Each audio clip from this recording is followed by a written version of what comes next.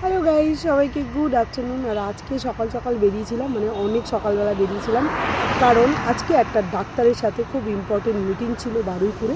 তো এসেছিলাম এই দেখো বাইপাস দিয়ে, মানে বারুইপুরের এই বাইপাস দিয়ে এসেছিলাম। তো এখন ফিরছি, কাজটা ডান হয়ে গেছে। আর সম্রাট গেছে একটু ওখানে কাজে গেছে, তো আমি দাঁড়িয়ে আছি। ও আসলেই আমরা আবার চলে যাবো কলকাতাতে, সম্রাটকে ড্রপ করবো, করে আমি চলে যাবো জেমস লং শট। কামরাঙা পাচ্ছি না। তুমি সবসময় এখানে থাকো? সবসময় এখানে থাকো?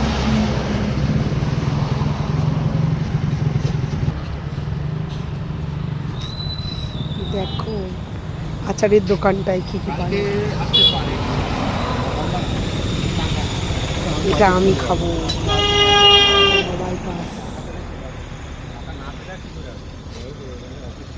এটা এখন টেস্ট করবো। দাঁড়াও,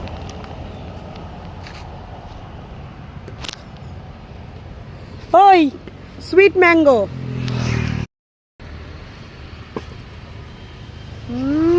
ওয়াও। তো এখন আছি বাইপাসের একটা আচারের দোকানে। এই আচারের দোকানটা দেখো, তাহলে আচার কোনোদিনই নষ্ট হবে না।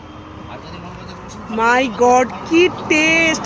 আমি তো সব কিছু ট্রাই করলাম, আমড়া, পাকা আমড়া, তেঁতুল, আম, মিক্স ফ্রুটস, সুইট ম্যাঙ্গো, দারুণ। তো এখন খাচ্ছি, দেখো পেয়ারা মাখা, দারুণ।